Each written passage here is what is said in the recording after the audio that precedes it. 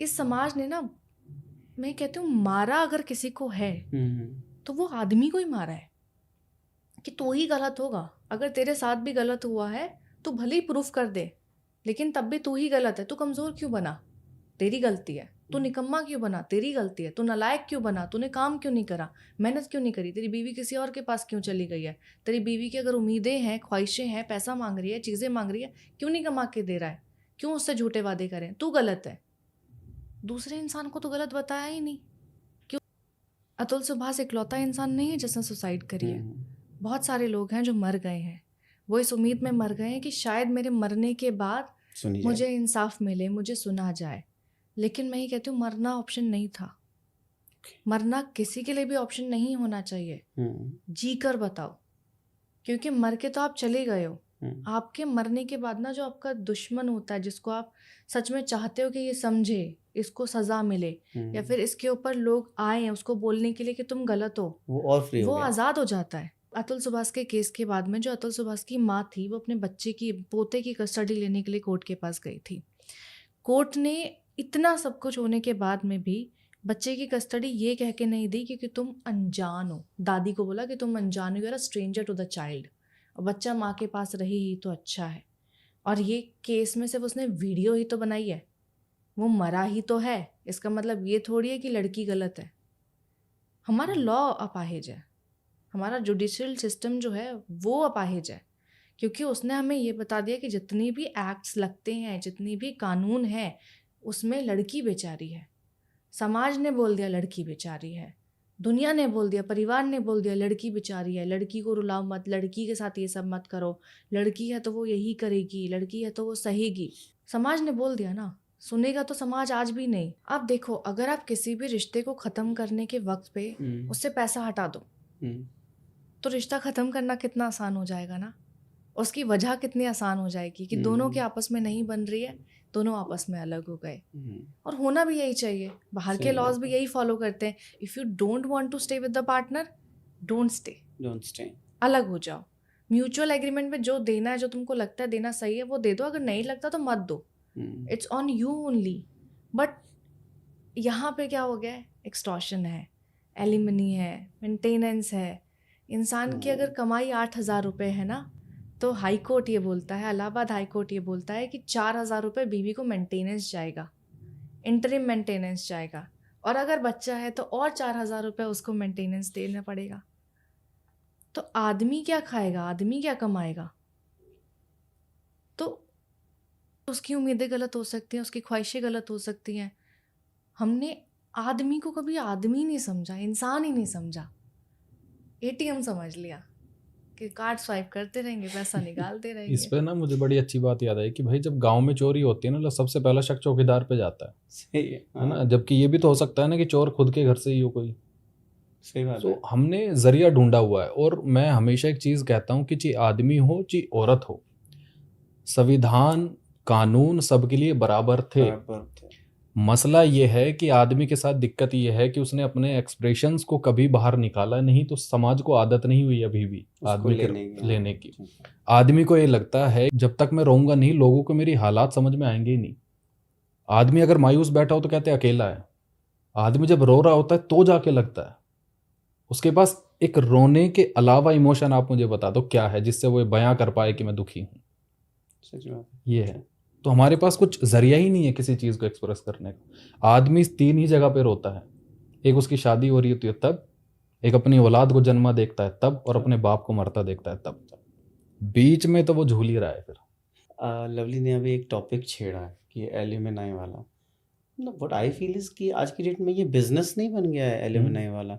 क्योंकि Yes. आप ऋतिक रोशन को देखें, जस्टिन बीबर देखें, एलन मस्क सबसे बड़ा पैसे वाला, एलन मस्क देख लो आप। तो होता क्या है ना कि even the female is capable, तब भी उसको एल्यूमिनाई चाहिए ही चाहिए। ऐसा क्यों है? Easy money. आप मेहनत करोगे, पढ़ोगे, लिखोगे, कमाओगे, तो वो पाने के लिए तो आपकी ज़िंदगी लग जाएगी ना। लेकिन शादी करोगे, 4 फॉल्स एलिगेशंस लगाओगे, डिवोर्स फाइल करोगे, आपको तो तभी पैसा मिल गया। और उतना पैसा मिल गया जो आप ज़िंदगी भर नहीं कमा पाते, आपका बाप नहीं कमा पाता, आपका भाई नहीं कमा पाता। इजी मनी है ना। मेहनत करके तो कोई खाना नहीं चाहता ना। बट लवली, ये तो उस केस में भी हो रहा है जहाँ पे फीमेल अर्निंग भी है। अर्निंग है, लेकिन उसको पता है ना कि इतना नहीं कर पाएगी। आधी प्रॉपर्टी कैसे हासिल हो, मतलब फॉर एग्जांपल आपके पास 100 गज का मकान है, ठीक है, जो आपने बड़ी मेहनत से बनाया, फिर अपने बच्चों के नाम कर दिया। आज आपके घर में एक बहू आती है, डिवोर्स फाइल करती है, सीधा बोलती है ये मकान मेरा, कोई और प्रॉपर्टी है तो वो भी मेरी। अगर आपने उसके ऊपर सोना चढ़ाया, मेहनत की कमाई से सोना खरीदते हो, इंडियन सोसाइटी में तो दिया जाता है। अगर आपने उसके ऊपर सोना चढ़ाया है जो आपकी मेहनत की कमाई का है, शादी होते ही, फेरे पड़ते ही हुई, वेदर इट इज़ रजिस्टर्ड और not registered, doesn't make any change, वो स्त्री धन एक्ट के अंदर औरत की प्रॉपर्टी बन जाती है, चाहे वो कितना भी हो। जब वो जाएगी, इवन घर से लड़ाई करके भी जा रही है ना, you can not claim that gold, you can not claim the money, वो तो औरत का है, आपने तो दे दिया ना, अब क्यों मांग रहे हो वापस? आपकी मेहनत की कमाई है, लेकिन दूसरे के लिए it is just the access for the easy money, because उसको तो कमाना ही नहीं पड़ा ना, पूरा बिजनेस बन गया। It is a business. ये एक्सटॉर्शन का दूसरा तरीका है। अभी रिसेंटली ना गुड़गांव में एक लड़की को पकड़ा था, देहरादून साइड की थी शायद, जहाँ तक मेरी नॉलेज है।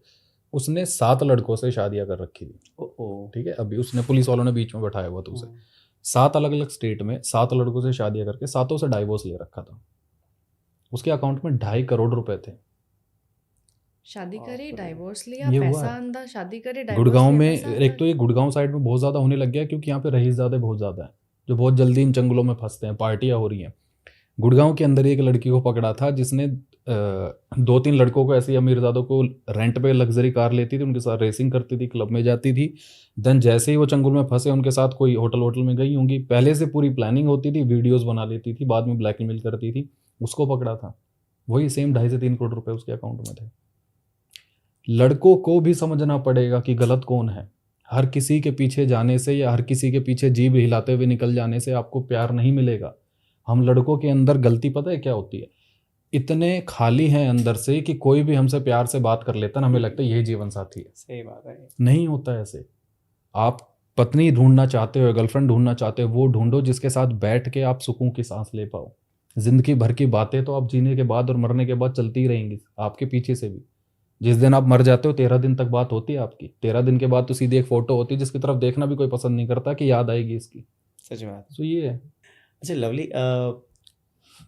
आप लोग की तो खुद की लव मैरिज है, तो कोई एक अलार्म बजता है क्या मन में कि ये राइट पार्टनर है मेरे लिए, या कोई इंडिकेशन कि अब ये बंदा या बंदी मेरे लिए ठीक है?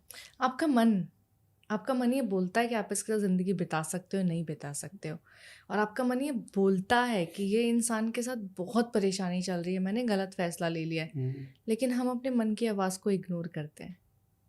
कई बार ना, हम, पता है, इंसान सही तो हम चुन लेते हैं, लेकिन क्या उसकी सारी चीज़ें सही हैं? क्या वो जो कर रहा है वो प्यार है या टॉक्सिसिटी है?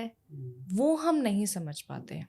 आई थिंक वो समझना ज़्यादा ज़रूरी है, क्योंकि अलार्म तो हर बार बजता है, मन तो हर बार बोलता है कि ये तो गलत हुआ है, इसको ऐसा नहीं बोलना चाहिए था, उसको मेरे से ऐसे बात नहीं करनी चाहिए थी, यार इतनी टेंशन क्यों है, इतनी चिक चिक क्यों है, अंदर से वो घुटन फील होती है, बट आप उस घुटन को इग्नोर करते हो just for the sake and just for the name of love, प्यार का नाम देके। यार प्यार करती है शायद इसीलिए टोक रही है, प्यार करती है शायद इसीलिए लड़ रही है, प्यार करता हूँ चलो ठीक है, इतना तो करना ही पड़ता है, झुकना ही पड़ता है, सहना ही पड़ता है। नहीं, प्यार आपको ना संभलना, दौड़ना, उड़ना सब सिखाता है, रोना नहीं सिखाता। Love heals you, it doesn't hurt you. और हम सब छोड़ के केवल रो ही रहे हैं। हम रो ही रहे हैं,